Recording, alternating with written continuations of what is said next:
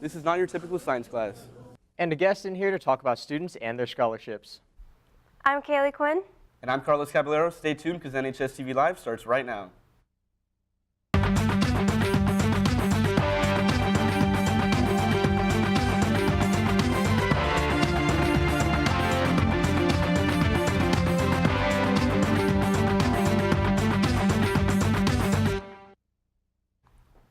This Saturday, February 3rd, the Student Council is hosting the Winter Formal at the Outdoor Learning Center from 7 to 11 p.m. The theme is fire and ice, so you are encouraged to wear either red or white. The tickets will be $20 each, and this includes your dinner from the Italian Bistro. But be sure to get them quick because there's only 250 tickets being sold. These are the nominees for Fire and Ice King and Queen. The winners will be announced at the dance, and you don't want to miss it.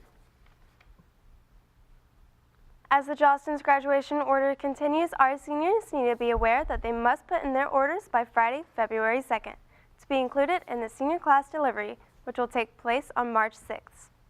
You can order at www.jostens.com or call them at 1-800-567-8367. Are you good with kids and interested in being a PAL next year? Ms. Woodard is accepting PALS applications for next year, February 8th. It's the last day she'll accept any applications. This class is for juniors and seniors only. And this class is a fun alternative to your typical science course. Nhstv reporter Wesley Bellish went out to investigate. Take a stroll down the 300 hall and you're bound to walk past a handful of core science classes, biology and anatomy to name a couple. But nestled between them is a different kind of science, one that stands apart from the usual subjects. This is forensic science, where students get to learn how to apply their knowledge in catching criminals. In and of itself is very interesting because it deals with crimes. Here, students take on the roles of criminal investigators, analyzing bloodstains, searching for counterfeit cash, and even solving murders. It's all fun and exciting to be sure, but don't come here expecting to just skate by. This is not a blow-off class. If you're willing to put in the effort, forensics can offer a unique opportunity to get both the science credit and a glimpse into the fascinating field of crime scene investigation. It automatically is a lot easier for some kids to manage because they're interested in the subject that we're talking about. But more than just being a fun class, forensics also provides something a little more substantial, a preview for a variety of top-notch careers. You don't have to be a medical examiner in order to go into forensic science. There are so many different careers that you can take even without a degree. In a field that includes everything from chemists to artists to policemen, it's safe to say that there may be a career in forensics for you, whatever your educational plans may be. You can be a lawyer, you can go to 4 years of college and then go to law school, or you can go take a certification right out of high school and become a jailer. And jailers make a decent amount of money. So when you sit down to choose next year's courses, it might do you some good to give forensic science a thought. Because whether you're here to get a sample of a new career path, or you're just intrigued by the grisly side of science, the jury is in. Crime scene investigation is just cool. This has been Wesley Bellish, Nhstv.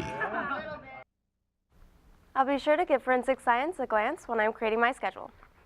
With the end of the year nearing, scholarships are becoming more and more important to our students, especially those planning to graduate this year. Ms. Ward is in studio to tell us more. Thanks, Kaylee. I'm here with one of our school counselors, Miss Ward. Thanks for coming in. Thanks for having me. What do students need to know about their scholarships? Scholarships are free money awards based on a variety of criteria. Students can get an award for their academics, their community service. They can get awards for being the son or daughter of someone that works for Lockheed.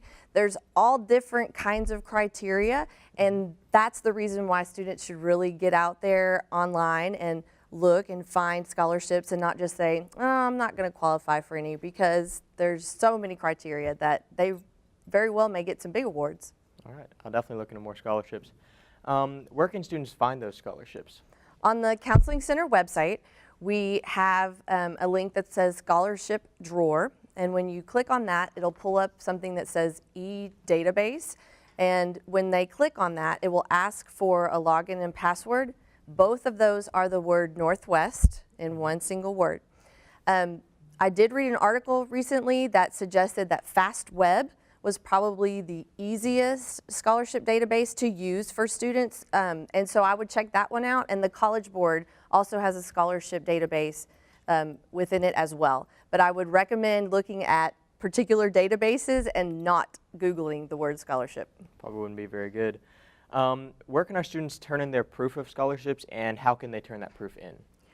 I need them to turn in their proof of scholarships to me, and there's several ways that they can get that to me. They can bring it by the counseling office on a piece of paper. They can tweet me a picture. They can email me a picture. They can turn it into Mrs. Weatherall upstairs.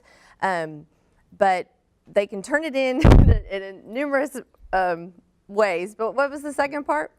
How can students turn in that proof? Twitter, email, in person, just bring it by, show it to me. Any of those ways is perfectly fine with me. Just get it to me. Fantastic. Where can students turn in this proof, and why is it important to turn in that proof? It's really important to turn in that proof because we keep a record of all the scholarships awarded to NHS students, and those scholarships are then printed in the Legacy Award program as well as the graduation bulletin. Those numbers are read off at graduation, they're put in the newspaper, etc. And so it's important to the staff of our school, especially Mr. Childress and myself, that our scholarship dollars are the highest numbers of any high school in the district. And so I really encourage everyone at NHS to do their part to make sure that our dollar amount is the highest, and that they get the recognition they deserve for those scholarships when we get to the Legacy Awards. All right, sounds fantastic. Thanks for coming in. You heard it here, Texans. Back to you, anchors. Thanks, Gary. Be sure to tune in tomorrow for your Hollywood coverage on the Grammys with Rico. And your week of sports. Thanks for watching. This has been NHSTV Live.